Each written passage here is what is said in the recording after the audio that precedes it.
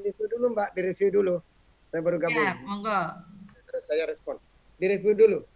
Tadi kan sudah ada tata caranya itu. Dan saya Ya. nah, sekarang apa yang kira-kira yang diharapkan? Malah saya bertanya ulang. Oh iya, iya Pak. Jadi itu apa? Tadi kalau yang diharapkan ini kan seleksinya tuh ditujukan mayoritas pada guru-guru Pak ya.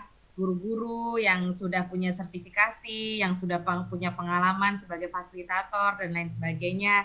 Nah, tadi muncul pertanyaan sih Pak beberapa oleh pemirsa di sini, bagaimana jika saat ini kenyataannya apa kenyataannya itu kompetensinya itu belum belum banyak yang baik seperti itu Pak. Lalu seperti apa kesempatannya bagi mereka untuk bisa mendaftar sebagai fasilitator ini? Kurang lebih seperti itu Pak. Apalagi yang krusial. Maaf Pak Zain, suaranya agak kecil Pak ya. Oh, Mas Anu, saya kayaknya pakai itu ya. Pak Mas itu, Mas ini, Soleh. Kayaknya pakai anu deh. Pakai iya, pakai Pakai headset ya Pak mungkin ya Pak ya. ini. Ini.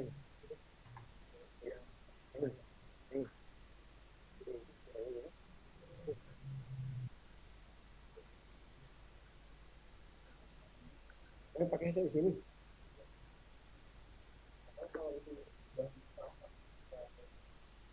Ini. Dibalik.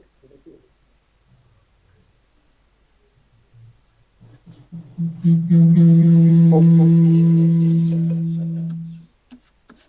Halo, Ya, kedengaran nggak ini? ya lebih jelas. Kedengaran Pak, kedengaran Pak Dir. Baik, gimana Mbak Sadia? Ada di ruangan Pak Dir.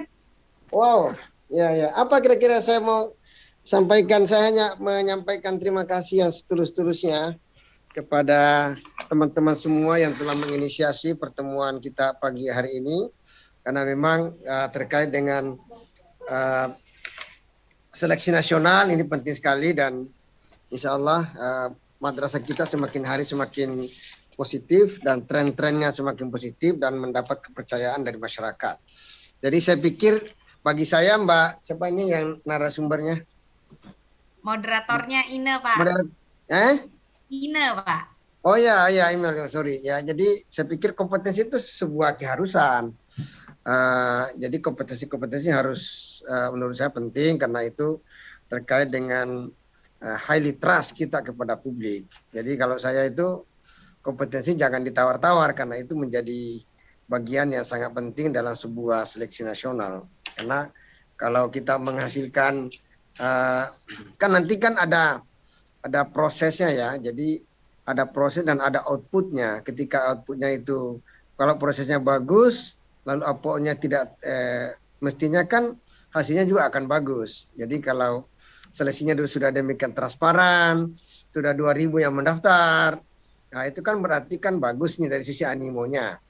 Nah, insya Allah kalau seperti tadi sudah disampaikan secara online dan seterusnya itu insya Allah akan kita mendapatkan calon-calon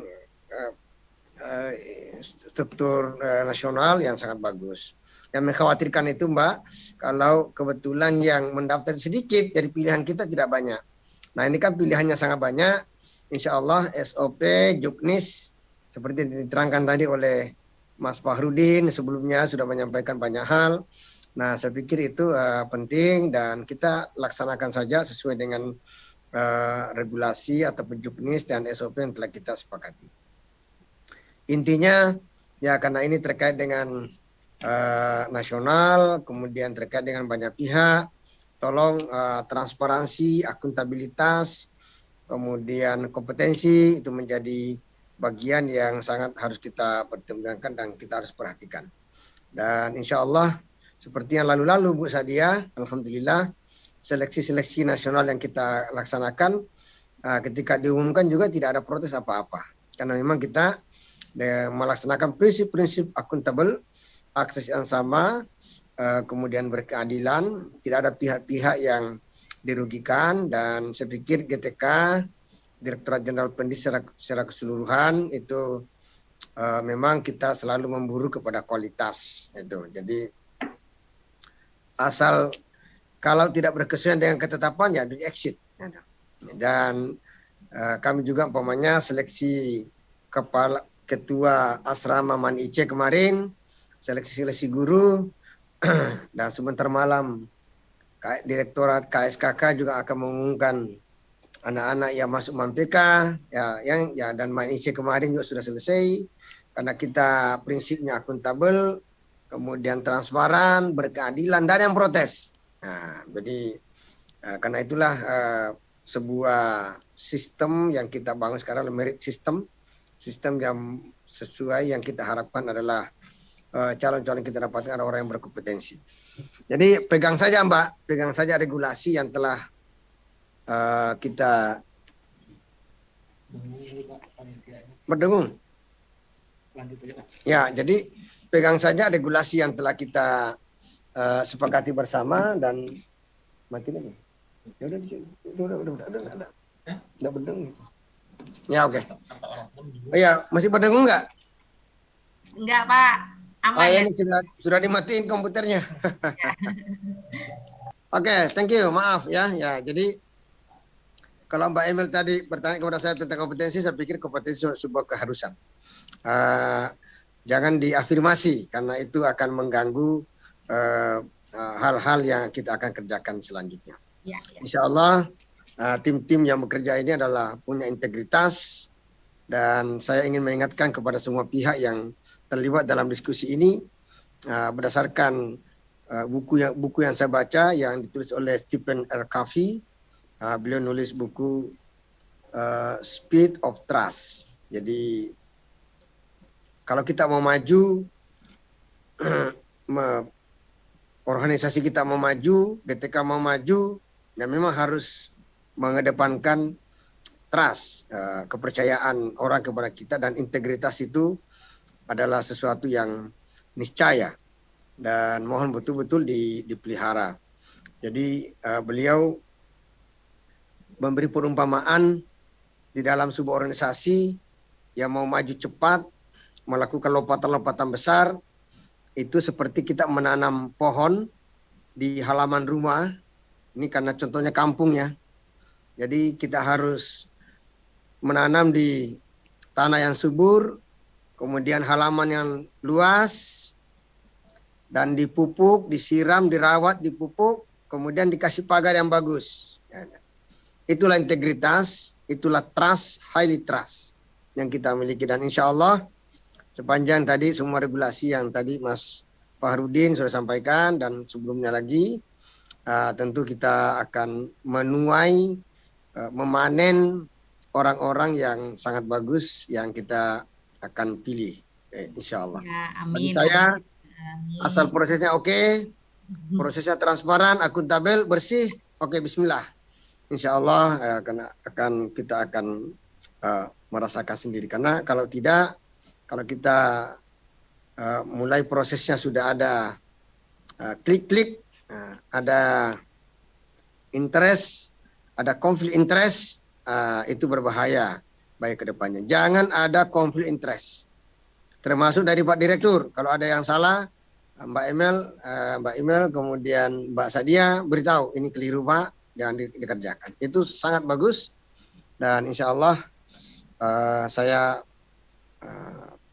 mau, yaitu tadi yang saya harus sampaikan, kompetensi, kita sedang membangun merit system, kita harus mengedepankan highly trust, gitu. Dan yang keempat adalah kekompakan. Tapi itu yang terakhir adalah saya senang sekali karena seleksi ini melibatkan IT dan itu terekam dengan baik dan melibatkan orang-orang yang luar biasa. Dan tadi saya menyapa siapa yang hadir di sini. Kasih dan Kabit dari 21 Kanwil di Indonesia, Pak.